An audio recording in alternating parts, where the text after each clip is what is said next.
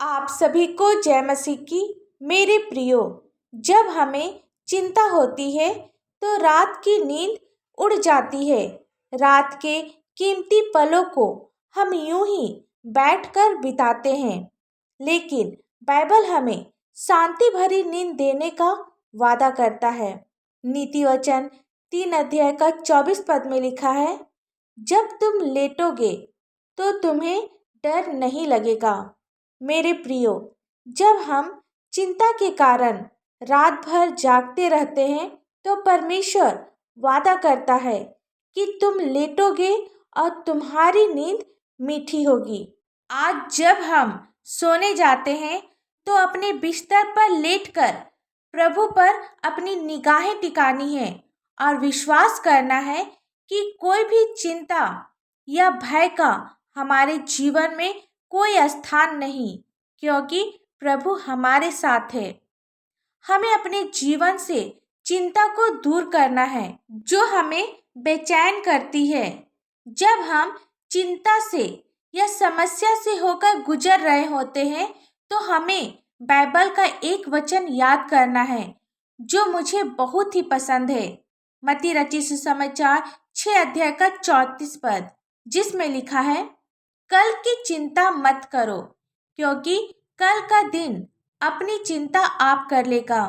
मेरे प्रियो, हमें किसी भी तरह की चिंता नहीं करनी है। हर एक समस्या को, हर एक परेशानी को प्रभु के हाथ में सौंपना है और अपनी समस्या को प्रभु से कहना है। वे हमें हर एक चिंता से बाहर निकालेगा। एक वचन और हम लोग देखेंगे, मत्ती रचित सुसमाचार 8 अध्याय का 24 से 25 पद। जब हम पढ़ेंगे तो देखते हैं कि यीशु नाव पर सो रहे थे और अचानक झील में भयानक तूफान आ गया, जिससे लहरें नाव को डुबाने लगी। यीशु को सोते देख चेले उसके पास गए और उन्हें जगाकर कहा, हे प्रभु, हमें बचा, हम डूबने वाले हैं।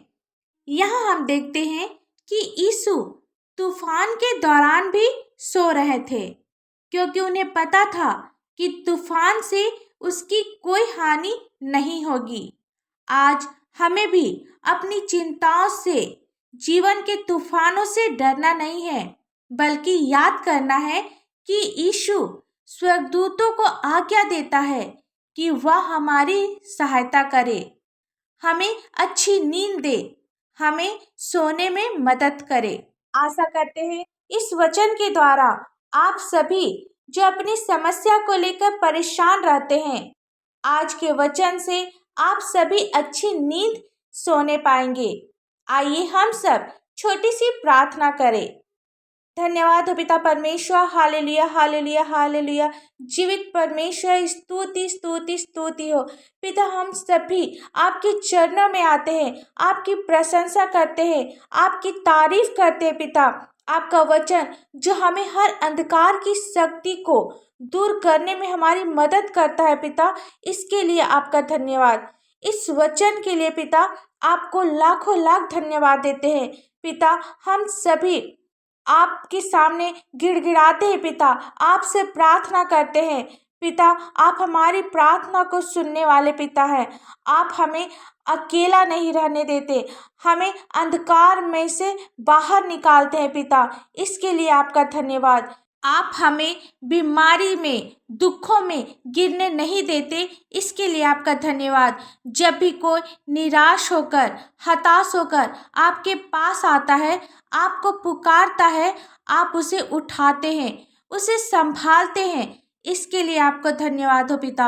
आप बीमारों को चंगा करते हैं और उसे नया जीवन देते हैं, इसके लिए आपका धन्यवाद। आप अपने बच्चों को आशीष दे होने दे पिता, जो इस प्रार्थना को सुन रहे हैं, आप इनके जीवन को गवाही का कारण बना। इनके जीवन में ऐसे आश्चर्य कर्म कर जो मानव सोच से परे है। पिता, इन सभी के लिए आपने जो भी योजनाएं बनाए हैं, उसे इसी रात से उजागर कर पिता। आज की रात पिता हम सभी के लिए नई शुरुआत होने पाए। पिता, इस प्रार्थना को यीशु मसीह के नाम से मांगते हैं। दया से सुन, स्वर्ग राज में ग्रहण कर। आमीन।